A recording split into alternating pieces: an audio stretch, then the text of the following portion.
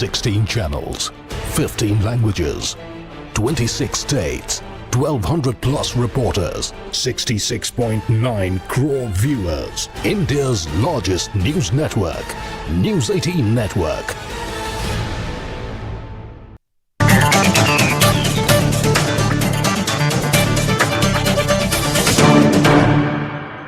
JNU के साबिक leader Umar Khalid की गिरफ्तारी के खिलाफ गुलबर्गा की मुस्लिम तंजीमों ने DC ऑफिस के रूबरू एहतजाज किया। एहतजाजियों ने फौरी तौर पर उमर खालिद की रिहाई और उन पर आयद इल्जामात को हटाने का मुतालबा किया। साथ ही दहली फसादात की आला सतह की तहकीकात का मुतालबा दोहराया। एहतजाजियों ने मरकजी हुकूमत पर CAA मुखालिफिन को निशाना बनाने और UAPA लगाने का इल्जाम आयद किया। एहतजाजियों ने मरकजी हुकूमत के खिलाफ जमकर नारेबाजी की।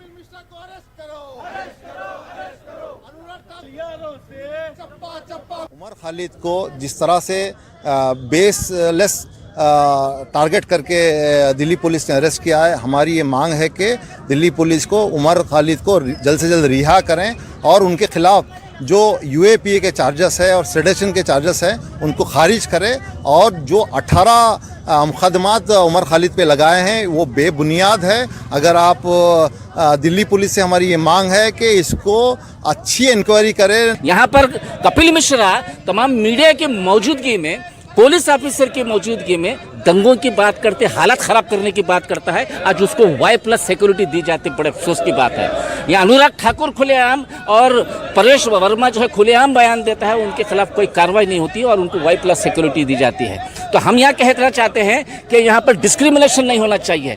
वहाँ पर जब भी दंगे हुए, पूरे मीडिया वाले, पूरे सोशल मीडिया के अंदर ये बताया गया कि पुलिस की मौजूदगी में वहाँ पर घर जलाए जा रहे थे, लोगों का कत्ल किया जा रहा था, लेकिन पुलिस उस वक्त कोई काम नहीं करी। जो हुकूमत अपने कास्ट के लिए, अपने मतलब के लिए बिला वजह उनको अरेस्ट करके उनको हरासमेंट कर रही है। हमारा welfare party of India Gulbarga की का ये मुतालबा है कि उन्हें जल्द से जल्द रिहा करें और जो केसेस उन पर लगाए गए हैं वो बेबुनियाद हैं, उनको जल्द से जल्द रिहा करने का हम मुतालबा करते हैं। बीजेपी का मकसद ये है कि ये बड़े बड़े जो लीडर्स हैं उनको अरेस्ट करके तमाम जो छोटे मोटे सेकुलर जो लीडर्स हैं उनको दबाने की या उनको खौफ में डालने की एक साजिश है।